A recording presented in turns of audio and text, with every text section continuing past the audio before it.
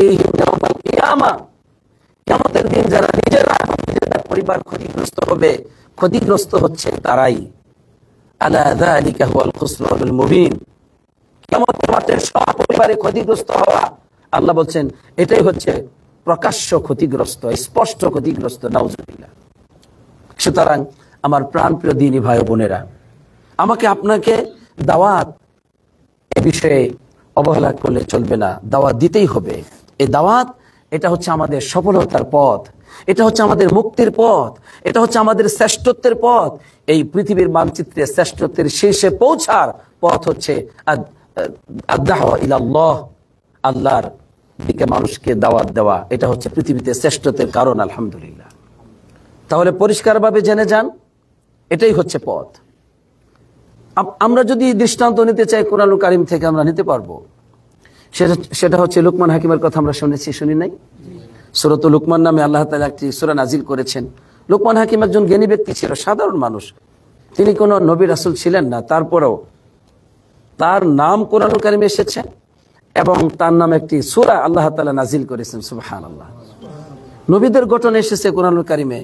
সমস্ত নবীগণ তারা বলেছেন, আল্লাহ বলছেন, সকলেই বলেছেন তাদের কওমকে, তাদের স্ত্রী সন্তান সবাইকে বলেছেন, ইয়া কওমি ইবুদুল্লাহ মা লাকুম মিন ইলাহিন গায়রু, হে আমার কওম, একমাত্র আল্লাহর ইবাদত করো, আল্লাহ ছাড়া তোমাদের আর কোনো ইলাহ নেই, সত্য কোনো মাবুদ নেই, এক আল্লাহর ইবাদত করো। এই দাওয়াত সমস্ত নবী রাসূলগণ দিয়েছেন।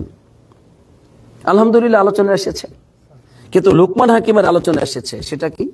আল্লাহ তাআলা বলছেন, ওয়াইদ ক্বালা লুকমানু লিবনিহি ওয়া হুয়া ইয়াইদুহু ইয়া বুনাইয়া লা তুশরিক বিল্লাহ।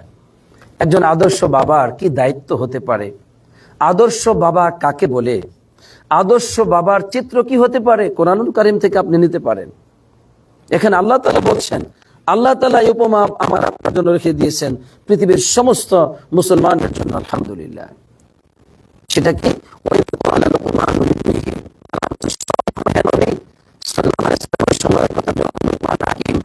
তার সন্তানকে ইয়াইদুহু নসিহত করছে, উপদেশ দিচ্ছে। কি উপদেশ দিচ্ছে? ইয়া বুনাই, হে আমার আদরের সন্তান, লা তুশরিক বিল্লাহ, আল্লাহর সাথে কোনো শরীক করিও না, শিরিক করো না আল্লাহ তাআলার সাথে। কেন? ইন্না শিরকা লাযুলমুন আযীম, শিরিক হচ্ছে সবচেয়ে বড় অন্ধকার। শিরিক হচ্ছে পৃথিবীতে সবচাইতে বড় পাপ, সবচাইতে পৃথিবীতে অন্ধকারের ধ্বংসের বিপর্যয়ের পথ হচ্ছে শিরিক। সুতরাং হে আমার আদরের সন্তান, তুমি আল্লাহর সাথে শিরিক করিও না। সুবহানাল্লাহ। অতএব কোরআনুল কারীমে আল্লাহ তাআলা আপনাকে কি বলছেন? এখানে যারা আছেন, আমার মনে হয় সবাই, প্রায় সবাই বিবাহ করেছেন, সবারই পরিবার আছে। দু একজন হতে পারে যে বিবাহ করেন নাই, কিন্তু সবাই বিবাহ করেছেন, আলহামদুলিল্লাহ। তাহলে আপনার কি দায়িত্ব? অথচ অনেকে যদি বলি ইসলামী সেন্টার আসেন না কেন, বলে শেখ আসলে সময় পাই না, মন চাই খুব, কিন্তু এই যে ব্যবসা বাণিজ্যের দায়িত্ব, এই কর্মচারী এত বৃদ্ধি পেয়েছে, ব্যবসা এখন তো আগে যতটুকু যেতে পারতাম এখন আর পারি না। আপনার অনেক দায়িত্ব, কর্মচারীদের বেতন দেওয়ার দায়িত্ব, বাড়িতে স্ত্রী সন্তান আছে তাদেরকে ভরণ পোষণের দায়িত্ব আপনি বুঝে নিয়েছেন, আলহামদুলিল্লাহ। মা বাবার সেবার কথা বুঝে নিয়েছেন, অবশ্যই এটা আপনার উপর একটা দায়িত্ব, অপরিহার্য দায়িত্ব, আপনাকে পালন করতে হবে। কিন্তু আপনার স্ত্রী সন্তান সহ আপনাকে জাহান্নাম থেকে বাঁচার জন্য ইলমের মজলিসে বসা দরকার, জাহান্নাম থেকে বাঁচার জন্য ইলম অর্জন করা দরকার, তাওহীদকে বোঝা দরকার, আল্লাহকে জানা দরকার, আল্লাহ রাসূলকে জানা দরকার, দ্বীন জানা দরকার। এটার জন্য কি কোনো দায়িত্ব আপনার উপর নেই? আপনার উপর নেই এই দায়িত্ব জানা? অথচ আল্লাহকে জানতে হবে এই পৃথিবীতে, আল্লাহকে জানতে হবে, এটা হচ্ছে পৃথিবীতে সবচাইতে বড় ফরজ। নামাজের চাইতে বড় ফরজ, সিয়ামের চাইতে, হজের চাইতে, যাকাতের চাইতে, সালাতের চাইতে বড় ফরজ, সবচেয়ে বড় ফরজ হচ্ছে আল্লাহকে জানা। কাকে জানা? আল্লাহকে জানা। এজন্য মুহাম্মদ সাল্লাল্লাহু আলাইহি ওয়াসাল্লাম আল্লাহ তাআলা আদেশ করেছেন বিশেষভাবে, বলছেন ফাআলাম, তুমি নবী জানো সাল্লাল্লাহু আলাইহি ওয়াসাল্লাম, তুমি জ্ঞানার্জন করো, জানো। ফাআলাম, অপরিহার্য করা হলো, তুমি জানবে। কি জানবে? আন্নাহু লা ইলাহা ইল্লাল্লাহ, আল্লাহ তাআলা ছাড়া আর কোনো সত্য ইলাহ নাই। এই যে আল্লাহ ছাড়া সত্য ইলাহ নেই, মাবুদ নেই, তাকে জানতে হয়, তাকে জানতে হবে। এই জন্যই কোরআনে আল্লাহ তাআলা বারবার আল্লাহকে জানতে বলেছেন। আর মৃত্যুর পরে প্রথম প্রশ্ন, মার রব্বুক, তোমার রবকে। দুনিয়াতে তোমাকে কে সৃষ্টি করেছিলেন? তোমার জন্য কোরআনকে নাজিল করেছিলেন। তোমাকে পৃথিবীতে কে তোমাকে রিজিক দিয়েছেন? তুমি কার ইবাদত করেছো? মার রব্বুক, তোমার রবকে, তুমি যার ইবাদত করতে তিনি কে? তাহলে রবকে জানতে হয়, এই বিষয়টি সবচেয়ে বড় ফরজ। দিনের সকল বিষয় জানার আগে, দিনের যত বিষয় আছে সকল বিষয়ের আগে আপনাকে আমাকে জানতে হবে রবকে, ইলাহকে জানতে হবে। সুতরাং আমাকে আপনাকে আল্লাহ তাআলাকে জানতে হবে, আল্লাহকে মানতে হবে, আর আল্লাহ সম্পর্কে মানুষকে দাওয়াত দিতে হবে। এই দাওয়াত একজন পিতা হিসেবে সন্তানকে আপনি প্রথম দিবেন, একজন স্বামী হিসেবে স্ত্রীকে আপনি দিবেন, স্ত্রী এবং স্বামী এবং স্ত্রী উভয়জনকে বলছি, আপনাদের সন্তানকে আপনারা প্রথম শিখাবেন। এই শিক্ষা, এই মূল ভিত্তি হচ্ছে পৃথিবীতে সবচেয়ে বড় মূল ভিত্তি। আলহামদুলিল্লাহ, মা বাবার শিক্ষাটাই পৃথিবীতে মানুষ গড়ে ওঠে। উস্তাদের শিক্ষার আগে এটা গবেষণা, সমস্ত গবেষকগণ বলেছেন যে পৃথিবীতে মা বাপ হচ্ছে সবচেয়ে বড় শিক্ষা, পরিবার হচ্ছে সবচেয়ে বড় বিদ্যাপীঠ পৃথিবীতে। আলহামদুলিল্লাহ, পরিবার থেকে সন্তান যদি নষ্ট হয়ে যায়, ওই সন্তান কোনোদিনও মানুষ হয় না।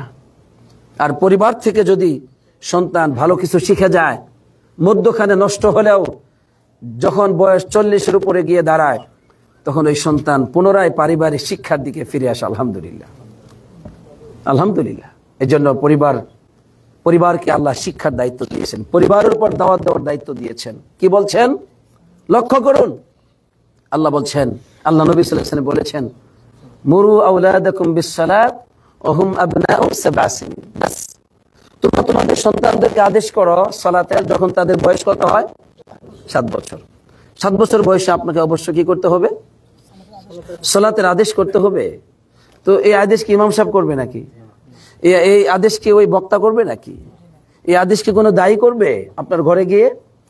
এই আদেশ মা বাপকে বলা হচ্ছে, মুরু আওলাদাকুম, তোমরা তোমাদের সন্তানদেরকে 7 বছর বয়সে সালাতের আদেশ করো। এই দাওয়াত দেওয়া, এই সৎ কাজের আদেশ, সালাত হচ্ছে অন্যতম একটি সৎ কাজ।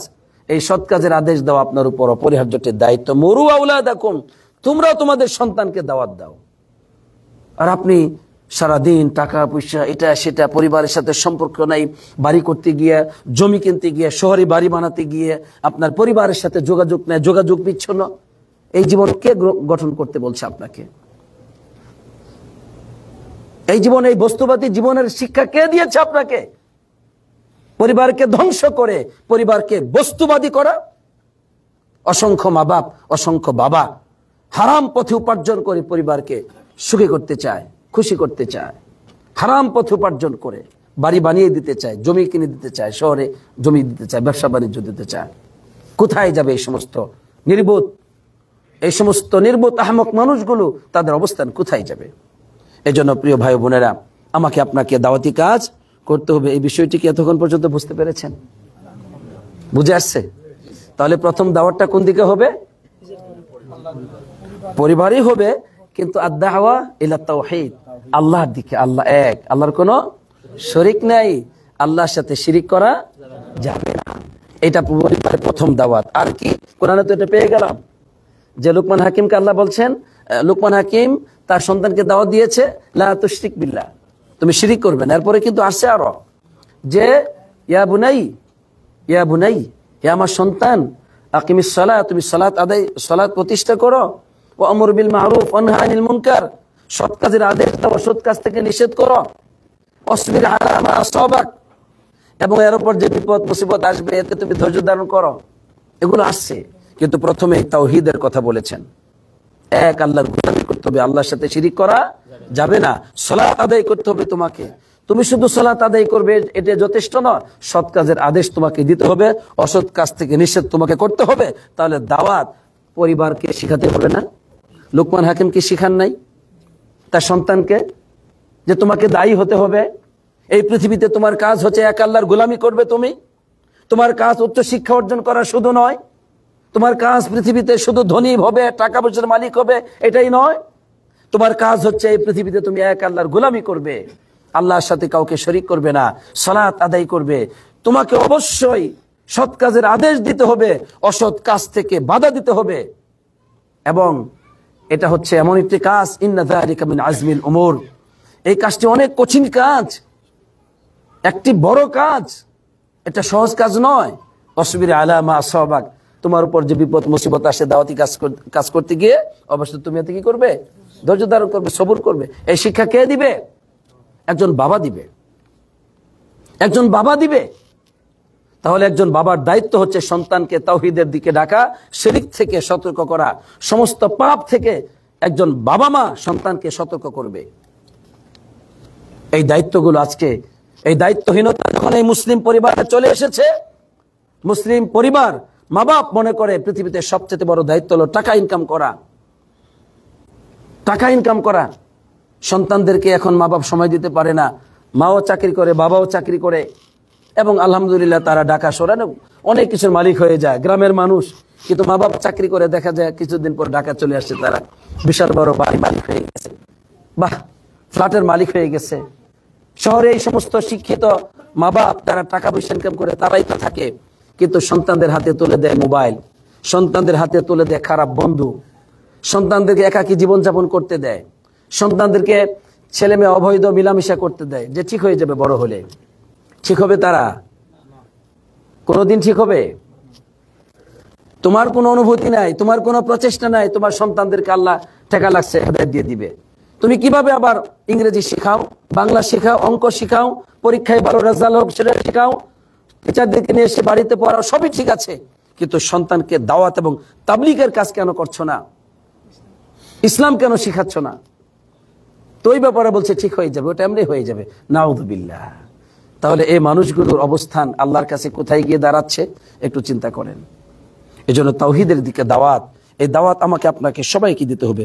শুধু তাওহীদের দিকে দাওয়াত নয়, দাওয়াত অনেকগুলো বিষয় হতে পারে। আলহামদুলিল্লাহ, দাওয়াত আপনি সন্তানদেরকে মিথ্যা কথা বলবে না, এটা শিখাবেন, এটাও দাওয়াত। সত্য কথা বলবে, এটাও দাওয়াত। ওয়া ইরশাদুল মাআসি, এই যে যত পাপ আছে পাপ থেকে তাদেরকে নিষেধ করবে, যে এটা হারাম, এটা হারাম, শিখাবেন, এগুলো দাওয়াত। আপনি যে কোনো উদাসীন মানুষকে আপনি সতর্ক করবেন যে এই কাজটা তুমি করো না, এটা দাওয়াত। আলহামদুলিল্লাহ, যে কোনো নসিহত করবেন, এটা দাওয়াত। যে কোনো কল্যাণের আপনি পথ দেখালেন, সেটা দাওয়াত। আলহামদুলিল্লাহ, সবই দাওয়াত। কিন্তু সবচেয়ে বড় কাজটা হচ্ছে আদ-দাওয়া ইলাল্লাহ, আল্লাহর দিকে মানুষকে ডাকা। আদ-দাওয়া ইলাত তাওহীদ, এক আল্লাহর তাওহীদের দিকে, একাত্মবাদের দিকে ডাকা, এটা হচ্ছে সবচেয়ে বড় দাওয়াত, সবচেয়ে বড় কল্যাণের দিকে ডাকা। আর ওয়ান্নাহয়ু আনিশ শিরক, শিরক থেকে জাতিকে সতর্ক করা, এটা হচ্ছে সবচেয়ে বড় অকল্যাণ থেকে সতর্ক করা। আলহামদুলিল্লাহ। এখন আপনি মনে করেন আপনার সমাজের কল্যাণ চান, আপনি সমাজে সুন্দর সুন্দর রাস্তাঘাট তৈরি করে দিলেন, সমাজের সত্যিকার কল্যাণ হবে না। সমাজের মানুষগুলোকে আপনি বেকারত্ব দূর করার জন্য তাদেরকে বড় বড় স্থাপত্য তৈরি করে দিলেন, বিভিন্ন তাদেরকে কর্মসংস্থান তৈরি করে দিলেন, কিন্তু তাওহীদ শিখালেন না, শিরক থেকে সতর্ক শিখালেন না। তাহলে কি সত্যিকার কল্যাণ আপনি কামনা করেন? কোরআনে কি বলছে? আজকে অনেক মানুষই আছে যে তারা শুধুমাত্র সমাজের মানুষগুলোর এই সমস্ত জাগতিক যে প্রয়োজন, এগুলো মেটানোর জন্য সর্বোচ্চ প্রচেষ্টা তারা চালাচ্ছে। তো এই প্রচেষ্টা চালানো এটা কোনো খারাপ নয়, এটা অবশ্যই ভালো। আলহামদুলিল্লাহ, আপনি আপনার সন্তানদের জন্য উত্তম রিজিকের ব্যবস্থা করবেন, আপনার সমাজের যুবকদের জন্য, মানুষের জন্য উত্তম রিজিকের বা কর্মসংস্থান ব্যবস্থা করে দিবেন, বেকারত্ব দূরীভূত করবেন। এই কাজ আপনি করবেন, আল্লাহ সওয়াব দিবে। আলহামদুলিল্লাহ। কিন্তু এটা দ্বারা সত্যিকার সফলতা জাতির আসবে না। সত্যিকার সফলতা আল্লাহ যেটা বলেছেন সেটা হলো যে জাতিকে যে কাজটা করতে হবে সেটা হলো যে তা'মুরুনা বিল মা'রুফি ওয়া তানহাউনা আনিল মুনকার, সৎ কাজের আদেশ দেবে তোমরা, সকল অসৎ কাজ থেকে নিষেধ করবে, তাহলে তোমরা সফলতা পাবে। এই জাতির ভিতরে কল্যাণ তখনই আসবে যখন জাতি কুনতুম খায়রা উম্মাহ, উত্তম জাতিতে পরিণত হবে যদি তারা সৎ কাজের আদেশ দেয়, অসৎ কাজের নিষেধ করে, তাহলে তারা মূল সফলকামী হতে পারবে। আলহামদুলিল্লাহ, এছাড়া হতে পারবে না। অতএব আমরা যে কাজটা করব সেটা হচ্ছে যে আমরা সবাই আল্লাহর দিকে আলহামদুলিল্লাহ আল্লাহর দিকে আমাদের স্ত্রী সন্তানদেরকে আমরা ডাকবো। এবং একজন স্ত্রীর কাছে যদি তাওহীদের জ্ঞান থাকে, কোরআন এবং সুন্নাহর জ্ঞান থাকে, তিনি তার স্বামীকে ডাকবেন। আলহামদুলিল্লাহ অনেক পরিবার আছে যেখানে স্বামীর চাইতে স্ত্রী মাশাআল্লাহ শিক্ষিতা, কোরআন এবং সুন্নাহর দিক থেকে অনেক ভালো। আলহামদুলিল্লাহ আলহামদুলিল্লাহ এগুলো আমাদের সমাজে আছে। তাহলে স্ত্রীর উপর দায়িত্ব হচ্ছে স্বামীকে ভালো পথ দেখানো এবং সন্তানদেরকে দেখানো, যেহেতু আল্লাহ তাকে এই জ্ঞানটা দিয়েছেন আলহামদুলিল্লাহ। এখন ওই নারী যদি বলে যে আমার কোনো দায়িত্ব নেই, না, এটা হবে না।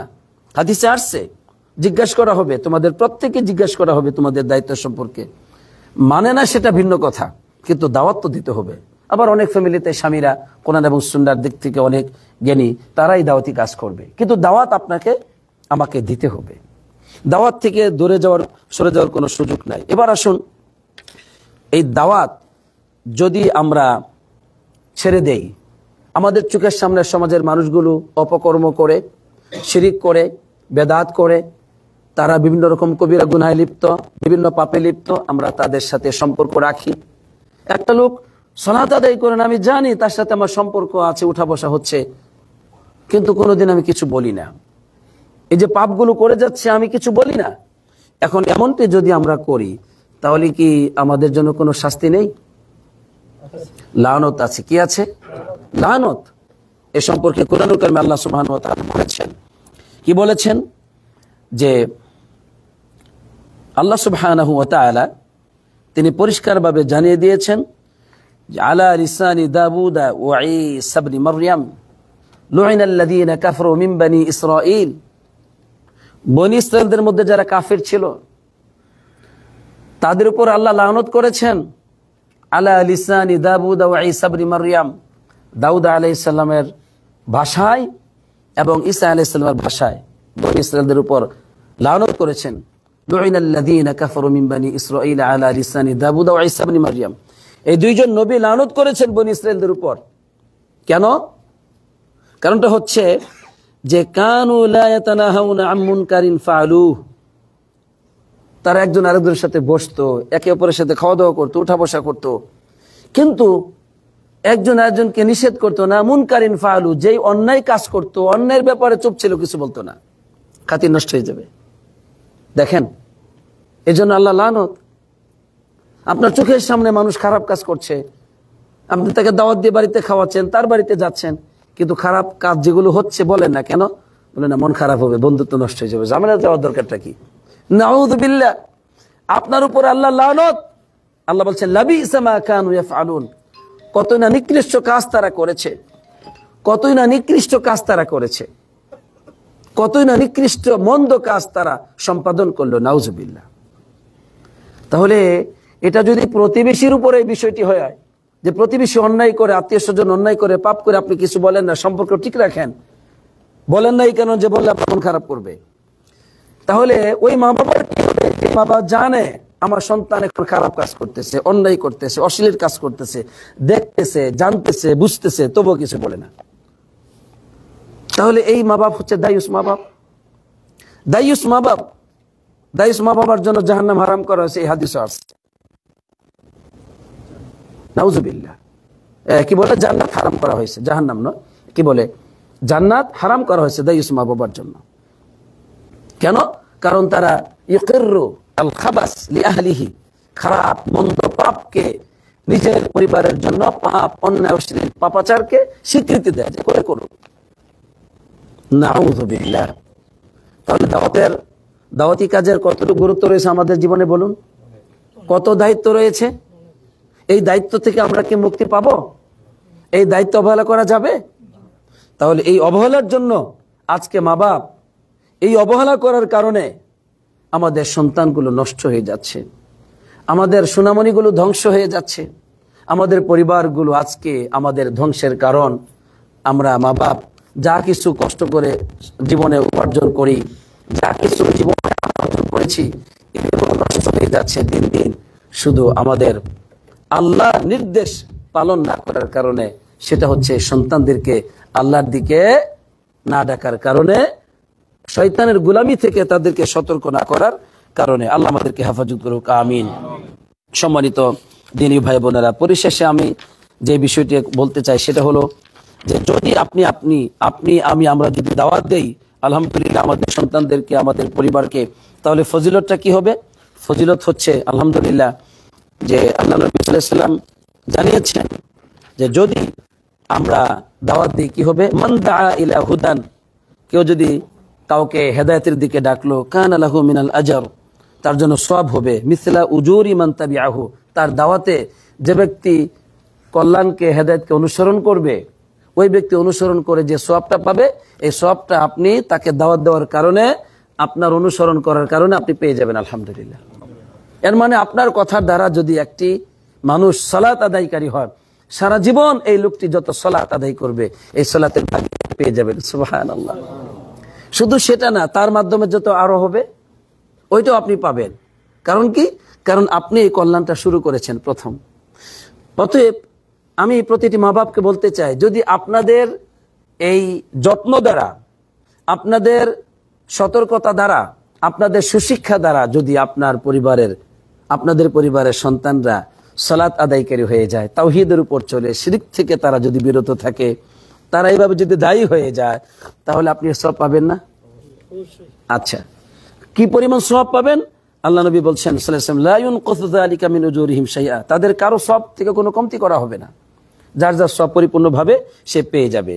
আবার ওমান দাআ ইলা দালালাতিন, যে ব্যক্তি কোনো মানুষকে পথভ্রষ্টতার দিকে ডাকে, কোনো খারাপ অভ্যাসের দিকে ডাকে, কোনো পাপের দিকে, অন্ধকারের দিকে ডাকে, কানা আলাইহি মিনাল ইসমি মিসলু আসামি মান তাবিআহু, তার জন্য এরকম পাপ হবে, ওই অনুসরণ করে যতটুকু পাপ হবে ওই পাপটা সে পেয়ে যাবে, কারণ সে ডেকেছে। নাউজুবিল্লাহ, নাউজুবিল্লাহ। লা ইউনকাসু যালিকা মিন আসারিহিম শাইআ, তাদের পাপ থেকে কোনো কমতি করা হবে না, কারো পাপ থেকে কোনো কমতি করা হবে না।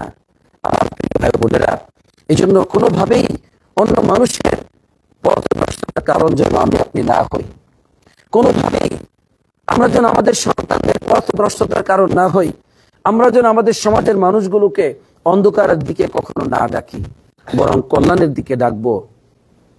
আজকে যদি এই কল্যাণ আপনি যদি আমাদের পরিবারকে কল্যাণের দিকে ডাকি, আলহামদুলিল্লাহ, এই সমাজকে যদি আমি ডাকি, তাহলে আমার পরিবার কল্যাণ পাবে, এই সমাজ কল্যাণ পাবে, তখন সমাজে সুখ ও শান্তি প্রতিষ্ঠিত হবে, কখনো এই সমাজে অশান্তি আর হবে না আল্লাহর তৌফিকে। আলহামদুলিল্লাহ, আজকে এই দাওয়াত তাবলীগ নেই কারণে সবার ভিতরে হিংসা, বিদ্বেষ, বিচ্ছিন্নতা, পাপ, অশ্লীলতা, অকল্যাণ লুকায়িত আছে। নাউজুবিল্লাহ, এগুলোর কারণ কল্যাণ থেকে আমরা ফিরে এসেছি।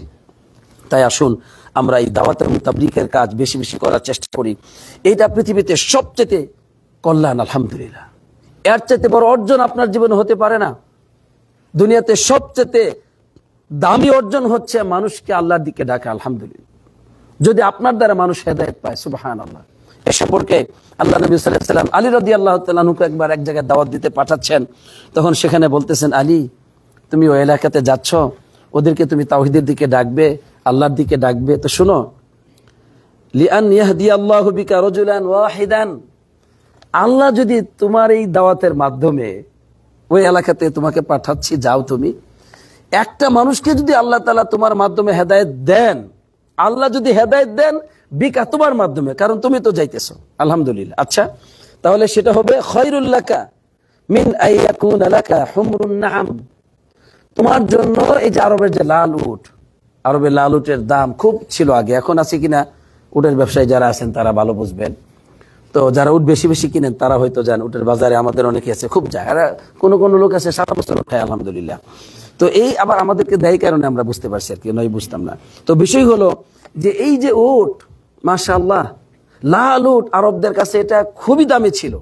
আল্লাহ নবী সাল্লাল্লাহু আলাইহি ওয়াসাল্লাম তখন ওই লাল উট, যার প্রতি আরবের সাধারণ মানুষ সবাই আকৃষ্ট, লাল উটের প্রতি, তো বলছেন ওই লাল উটের চাইতেও তোমার জন্য অধিক কল্যাণকর, অধিক দামি যদি একটা মানুষ তোমার দ্বারা হেদায়েত হয়েছে।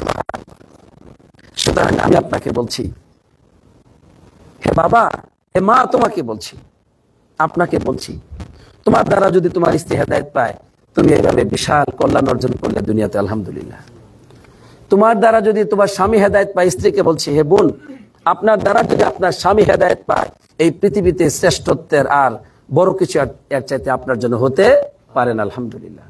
প্রতিটি মা বাপকে বলছি, আপনাদের মাধ্যমে যদি আপনাদের সন্তান আদর্শ সন্তান হয়, তারা যদি আল্লাহকে ভয় করে, তাওহীদকে বুঝে, শিরককে বর্জন করে সৎ মানুষ হয়, একনিষ্ঠ গোলাম হয়, তাহলে এর চাইতে বড় কিছু আপনাদের জীবনে অর্জন হতে পারে না। সন্তান আপনার অনেক বড় অফিসার হতে পারে, কি হবে? বড় বড় অফিসাররা অনেকেই আবার বা কেউ কেউ খারাপ পথে চলে যায় বড় অফিসার হওয়ার কারণে, বড় ক্ষমতা পাওয়ার কারণে। মানুষ যত বড় হয়, ধ্বংস হওয়ার তত নিকটবর্তী হয়, নাউজুবিল্লাহ। মানুষ যত বড় বড় দায়িত্বে থাকে, যত বেশি ক্ষমতা পায়, মানুষ তত বেশি ধ্বংসের নিকটবর্তী হয়, নাউজুবিল্লাহ।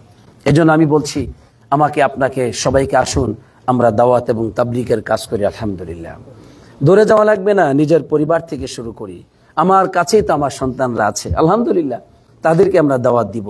আমার কাছেই তো আমার স্ত্রী আছে, আমার স্বামী আছে, আমার ঘরেই তো আমি অনেক দাওয়াতি কাজ করতে পারি, আলহামদুলিল্লাহ। ঘর ঠিক হওয়ার পরে আপনি আপনার প্রতিবেশীর কাছে যান, আলহামদুলিল্লাহ। আপনি আপনার এলাকাতে দাওয়াত দেন, আত্মীয় স্বজনদের বাড়িতে যখন যাবেন তখন দাওয়াত দেন। দোকানে যখন কিছু কিনতে যান, দোকানদারকে দুইটা ভালো কথা বলেন, দাওয়াত হয়ে গেল, আলহামদুলিল্লাহ। গাড়ি দিয়ে যখন চলছেন, ড্রাইভারকে দুইটা কথা বলে দিলেন। এভাবে যে কোনো জায়গায় মানুষের সাথে আপনার চলাফেরা হবে, সেখানে দুটো ভালো কথা বললেন, এটাই দাওয়াত, আলহামদুলিল্লাহ। তবে আল্লাহর কথা বলা, আল্লাহর গোলামির দিকে ডাকা, আল্লাহর সাথে শিরিক করা থেকে সতর্ক করা, এটা হচ্ছে সবচেয়ে শ্রেষ্ঠ কাজ। আল্লাহ সুবহানাহু ওয়া তাআলা আমাদের সবাইকে, আমরা যে আজকে শুনলাম যে আদ-দাওয়াতু ইলাইহি, দাওয়াত দিতে হবে, এই দাওয়াত দেওয়া, এই বিষয়টা শিখা আমাদের উপর ওয়াজিব। আমি মনে করি এই ওয়াজিবের বিষয়টা আপনাদের কাছে পৌঁছে দিতে পেরেছি, আলহামদুলিল্লাহ। আল্লাহ যেন আমাকে কবুল করেন, আপনাদেরকে কবুল করেন। আমাদের আলোচনা মানুষকে আল্লাহ যেন এই আলোচনা কল্যাণ করেন। আমিন। আসসালাতু ওয়াসসালামু আলা নবিয়্যিনা মুহাম্মদ ওয়া আলা আলিহি ওয়া সাহবিহি আজমাইন।